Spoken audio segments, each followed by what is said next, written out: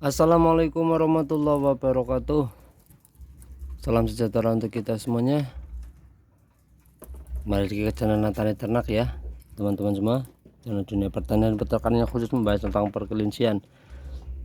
Jadi teman-teman kalau ada masalah perkelincian bisa sharing-sharing di channel ini, bebas, yang penting tentang perkelincian. Jadi semuanya memang akan dibahas di sini ya.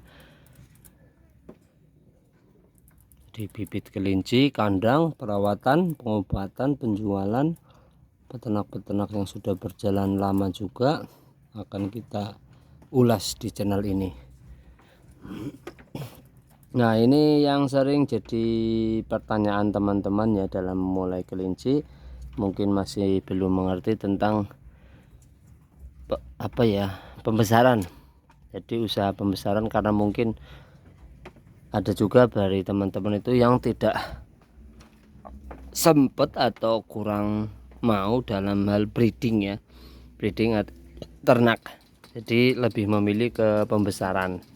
Tentu saja ada banyak sekali syarat-syaratnya ya yang harus dipenuhi dalam usaha pembesaran kelinci. Jadi yang pertama memang kita harus menentukan ya jenisnya. Jadi karena pembesaran biasanya untuk pedaging, jadi jenis-jenisnya tetap paling tidak jenis-jenis kelinci pedaging yang sudah teruji ya, New Zealand, Hela, Haikol ataupun California. Jadi tidak sembarang semua jenis kelinci kita pakai dalam usaha pembesaran kelinci. Ada juga yang seri silangan kelinci New Zealand ya, Pligonan juga ada juga seperti itu. Jadi memang tujuannya untuk lebih cepat panen ya, jadi membutuhkan waktu 30 sampai 40 harian ya sudah bisa masuk ke masa potong. Jadi yang pertama teman-teman tuh harus menyiapkan kandang ya, kandang yang lumayan banyak karena memang pembesaran membutuhkan banyak sekali kandang. Tentu saja modalnya juga lumayan ya untuk pembesaran. Ini juga pembesaran, ini jantan-jantan, paling setengah bulan lagi sudah bisa ya dipotong tentunya.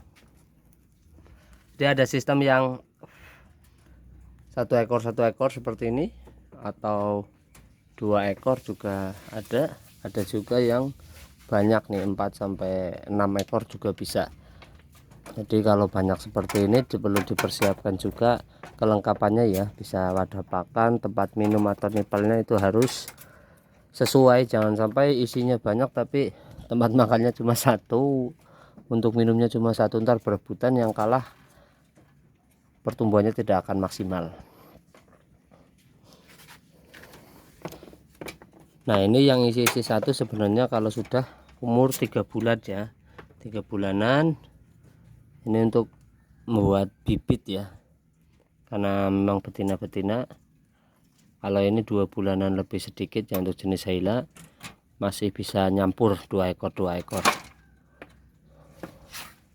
Jadi kalau sudah di atas 3 bulan ya itu harus satu-satu, kalau enggak, kalau untuk potong ya udah harus keluar, biasanya sudah mencapai bobot yang diinginkan ya.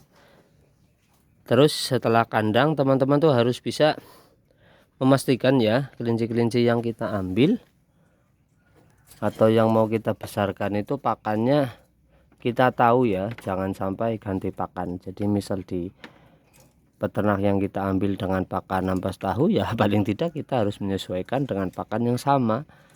Yang paling enak memang untuk yang pakan pelet ya. Untuk pakan pelet pun sebenarnya jangan sampai berganti merek. Jadi kalau mereknya si Vital Rapid ya usahakan di tempat kita juga Vital Rapid ya, jangan berganti-ganti. Nah, itu juga repot juga ya, karena memang peternak tidak semuanya pakannya sama. Jadi pinter-pinternya peternak yang mau memulai pembesaran bagaimana caranya ya. Masalahnya kalau sudah salah pakan ini repot sekali ya, banyak sekali problem, bisa mencret, kembung, tidak doyan, itu kan biasanya tengah makan malah jadi kembung dan menyebabkan kematian. Nah, itu sudah sangat rugi ya, karena memang untuk di pembesaran kita harus bisa meminimalisir yang namanya mortalitas atau kematian, itu harus bisa ditekan sampai 0% kalau bisa ya, walaupun nggak bisa ya sedikit sekali lah, di bawah 5% itu kita harus bisa, karena memang untuk pembesaran kelinci kayak tadi marginnya tipis ya, marginnya tipis, resikonya terlalu besar juga. Nah, untuk kelinci-kelinci yang diambil paling tidak yang sudah harus sapih ya, jadi kalau saran saya paling tidak yang sudah umur 50 hari itu minimal ya, syukur-syukur bisa 2 bulan. Nah, tentunya ini tujuannya agar kelincinya itu sudah kuat ya, dan juga untuk masa panennya tidak terlalu lama. Jadi kalau kita ngambilnya masih 30 harian atau 40 harian itu terlalu lama untuk panen. Kedepannya jadi susah ya untuk mentarget ya, yang harusnya 1 bulan sudah bisa kejual, tapi ini karena ngambilnya terlalu muda, masih nunggu lagi waktunya ya, terlalu lama. Nah, itu bisa dipahami ya teman-teman semuanya. Terus untuk kelinci-kelinci yang baru datang, usahakan atau kita mau ngambil itu kita harus cek kesehatannya juga ya, jangan sampai ada yang mencat, ada yang kembung juga. Mungkin scabies juga harus dihindari ya, karena memang kalau sudah kena penyakit untuk pertumbuhan itu sangat lambat ya. Bisa dipastikan biasanya untuk proses fattening atau pembesaran itu lama, atau bisa juga gagal ya karena dari bibit yang asal-asalan. Ini jangan sampai ya. Nah, untuk fattening seperti ini memang ada 2 sektor ya. Yang pertama itu untuk potong, jadi kalau udah masuk 2 kilo ya udah bisa kita potong. Ada juga yang jalan di pembibitan, jadi kita ngambil yang betina-betina, mungkin jantannya itu 1-2 ekor ya, kita bisa gede kayak apa ya, di peliharanya biasanya sampai umur siap kawin ya, atau sudah dewasa baru kita lepas.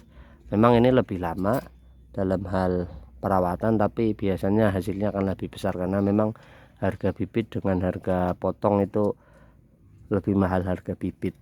Nah, itu terserah teman-teman semuanya, barangkali mau mencoba pembesaran kelinci dan bisa dinilai sendiri ya kesulitan-kesulitannya atau juga cara-caranya. Barangkali udah ada yang mencoba, bisa sharing-sharing kendalanya agar teman-teman bisa belajar ya dari yang sudah pengalaman ataupun yang sudah mencoba. Nah, itu untuk di peternakan kelinci dengan tema kali ini fattening ya, pembesaran. Nah, semoga ini bisa menjadi pembelajaran untuk teman-teman semuanya, paling tidak sebagai ilmu pengetahuan. Terima kasih yang terus menyimak channel ini dan mensupportnya. Wassalamualaikum warahmatullahi wabarakatuh ya. Salam Natani Ternak, tetap selalu semangat dan optimis.